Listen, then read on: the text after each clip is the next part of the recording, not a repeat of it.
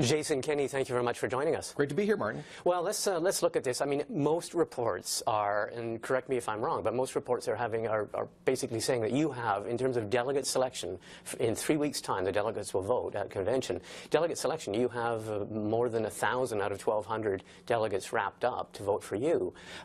People are saying that this is your race to lose. Is that how you see it?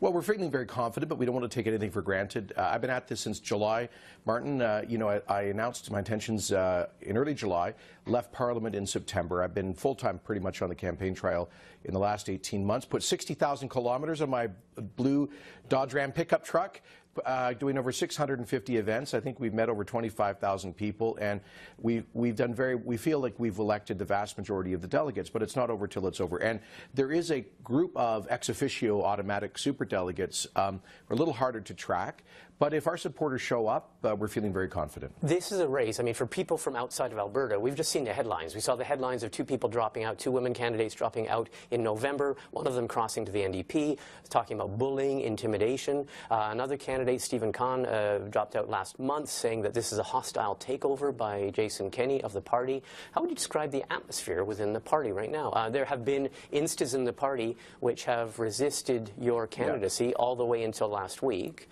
Well, look, I'm proposing a pretty dramatic change, and some people are afraid of change and have anxieties about it. I understand that. I knew that going into this, that there would be a significant resistance to the idea of uniting. The premise of my campaign, Martin, is that we need to reunite the traditional free enterprise political family that fractured, the PC party that governed Alberta under people like Peter Lougheed and Ralph Klein for the better part of 4 decades. But starting 10 years ago, that coalition fractured right in half, and one half of the PC electorate and activist base started their own party, the Wild Rose Party. They felt the PC party had left them for a whole lot of reasons, both in substance and style. So this is one of the reasons the NDP managed to win the last election with 600,000 votes, even though PCs and Wild Rose had about 800,000 combined, and federal Conservatives won 1.2 million votes in the same year. So the premise of my campaign is to get a mandate from PCs to negotiate a unity agreement with my former colleague Brian Jean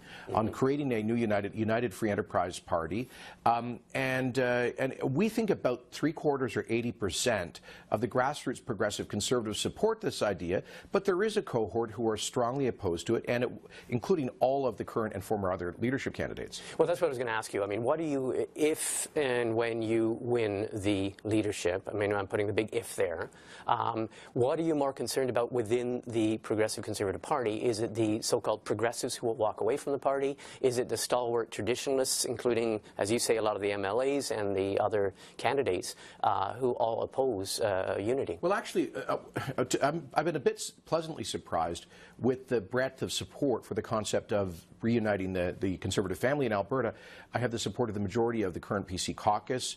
I have the support of the vast majority of former MLAs, and I think the reason is because they remember the Wild Rose people as their voters and supporters. I have the support of the vast majority of the youth wing, of the general PC electorate, the grassroots membership, and the delegates. So we have vast support for this idea, but there are people who disagree, and I respect their view. And my kind of commitment to them is this: if I get a mandate to negotiate a unity agreement with the Wild Rose Party, and we come to that agreement, we'll then let the membership decide. Okay. So people, this is really about empowering the grassroots membership of the Conservative parties in Alberta to decide whether or not we reunite the family. Okay, well, let's look at that then. So let's say you win the leadership of the PC party, and Brian Jean has, as you mentioned, said that he is open to discussions. That's his phrase.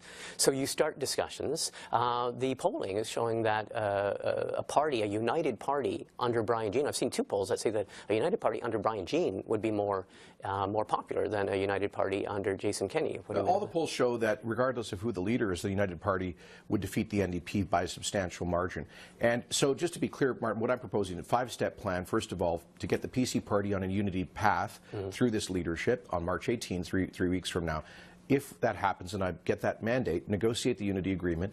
Thirdly, allow the members to decide on it in a referendum. Then fourthly, set up the new party. Finally, I propose about a year from now that new party would elect its leader. And I hope it's not just Brian and I hope that we attract a lot of other really talented Albertans offering themselves for service. If someone else is elected, they'll have my total support. This thing, Martin, will only work if people like myself and Brian, frankly, or if we're prepared to park our egos, and if all of us are prepared to park the labels, brands, and resentments that have accumulated over a decade of division in Alberta politics. So the unity agreement would include even just going down to basic policies? You would have to have a common policy statement that would be put to the members? My view is it would probably be roughly analogous to the merger agreement of the Progressive, Conservative, and Canadian Alliance parties in 2003.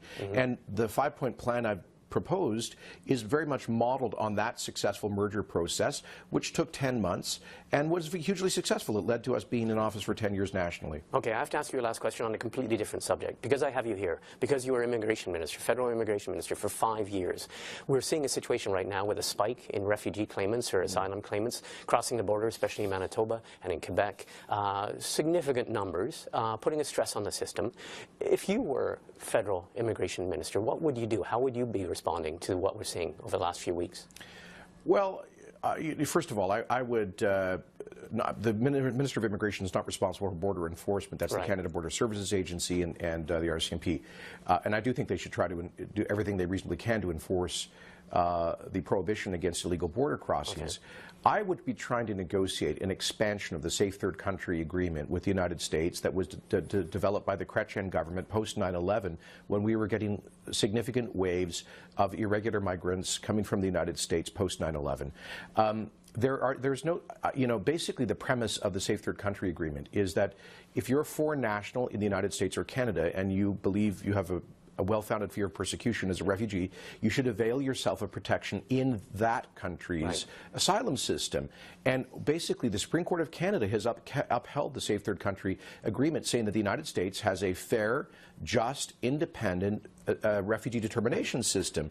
So I think we should be essentially telling people who are coming here that they have access to the American asylum system. They don't need to come to Canada. And President Trump is not in charge of the American asylum system. The independent American judiciary is. So I think people need to understand the facts here. These are not refugees from the United States. These are people who have failed asylum claims, or maybe they've overstayed their visas. They're there illegally, and they're taking a shot at coming to Canada rather than potentially facing deportation. What about, though, I mean, a lot of people saying that may well be, all of that is fine, but there are people who are just going to transit the United States because they are so discouraged, whether it's true or not, their perception, we're going to be facing larger numbers coming from the United States. Which should concern us. Listen, I've always said, Martin, that a solid immigration system that has to have public support. It has to have, to quote Thomas Friedman from the New York Times, a high wall but a broad gate. But you need the wall as well. You need the rules, the integrity of the system, so that legal immigrants can come to the country in an orderly fashion. If we end up with, imagine the Trump administration doing large-scale removals of so-called illegal aliens from the United States, you could have huge waves of such people coming to Canada, violating our immigration laws, and that's not good for the confidence of our immigration system. So stricter enforcement on the border? I think so, yes. Okay. All right, on that, I mean, we could have spent the whole interview talking about that because I know it's complex. I want to thank you, and I want to wish you an interesting time in Alberta. Thank you very much, Martin. Cheers.